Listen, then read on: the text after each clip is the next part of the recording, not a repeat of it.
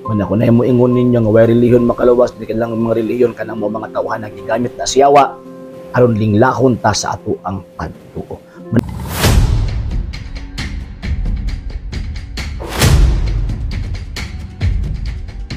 Na ako'y mga nadunggan og nakita nga mga videos nga daghang kay gipangtudlo sa mga amigo nato nga mga dili Katoliko nga enough na daw kuno ang pagtuo sa Dios og kining pagbuhat og maayo para maluwas ka.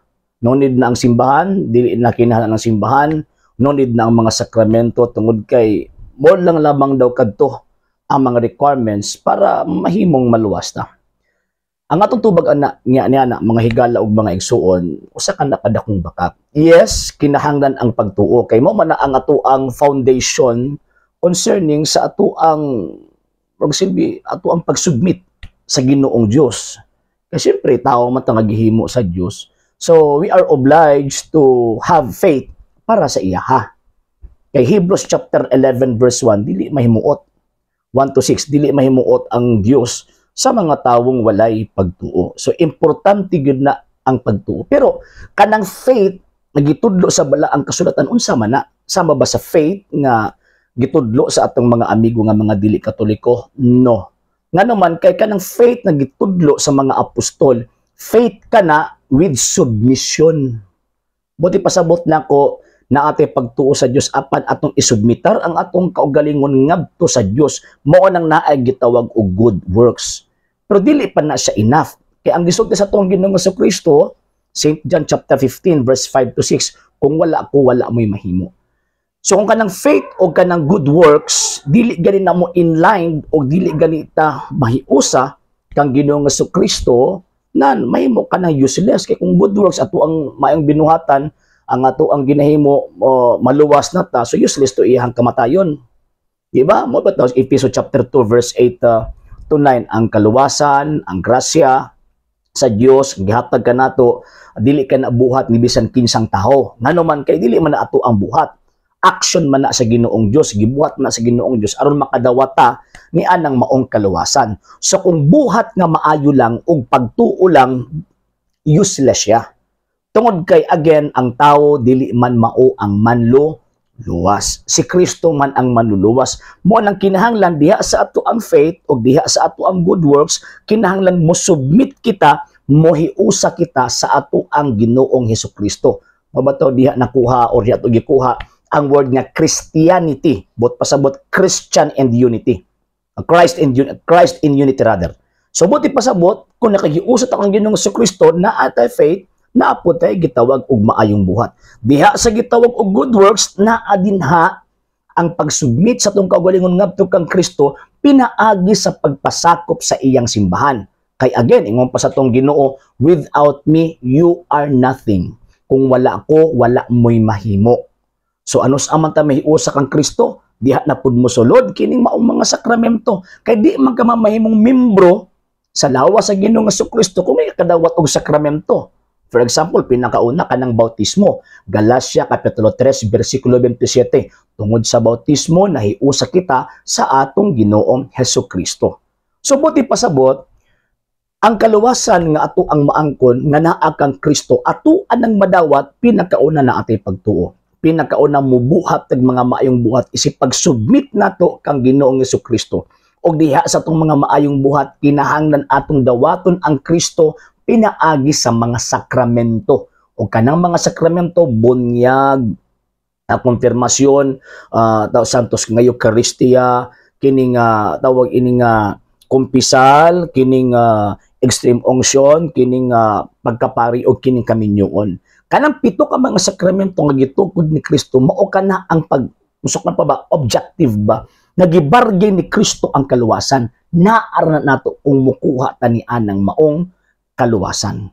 So, ang tinuod nga buhat, ang tinuod nga maayong buhat, kanang mohiusa ta kang Kristo by way of the sacraments.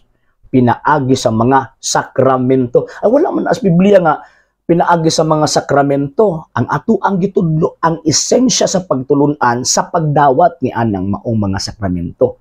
Ako nang litok ganina. For example, di baptism, yung pang San Pablo, pinaagi sa bautismo, nahiusa ka mo kang Ginoong Jesucristo. For example, kining Santos kay Misa or Santa Eucharistia, kanang giingon na Ginoong Jesucristo, St. John chapter 6, verse 52 to 55, ang giingon sa tong Ginoo, ang mukaon sa akong unod may kinabuhing walay katapusan. So, tanan na, kanang mga sakramento, tanan na, biblical na tanan. Og maunay gitudlo sa mga apostol, og maoy nadawat pud sa mga disipulo sa mga apostol from 2nd century, 3rd century, 4th, hangtod karon nga panahon. So mao nga ang kanang kaluwasan wala na mag-agad sa ato ang kaugalingon lang.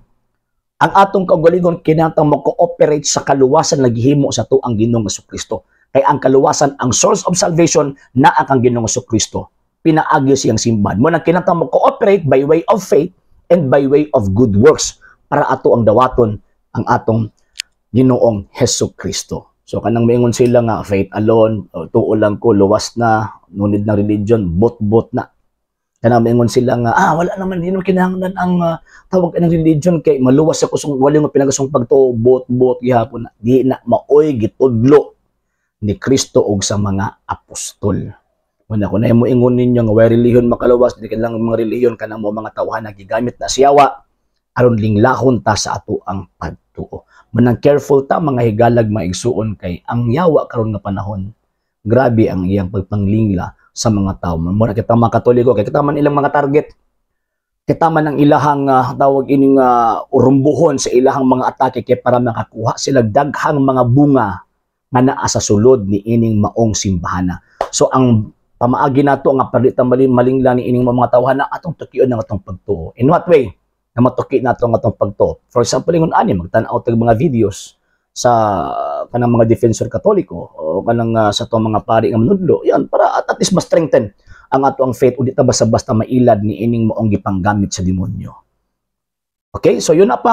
Magpasalamat una po sa mga igsoon natong mga Katoliko. Ako na nagatabang sa itong programa, Sir Noling Idalia, Sir Ronald Discaliar, Sir Romeo Inodio, Sir Eman Papa, Sir Robert Avila, Sir Michael Roger Oy, Sir Edmundo Esteban, og tanan nga mga Katoliko nga nagatabang sa itong program nga wala ko malitok.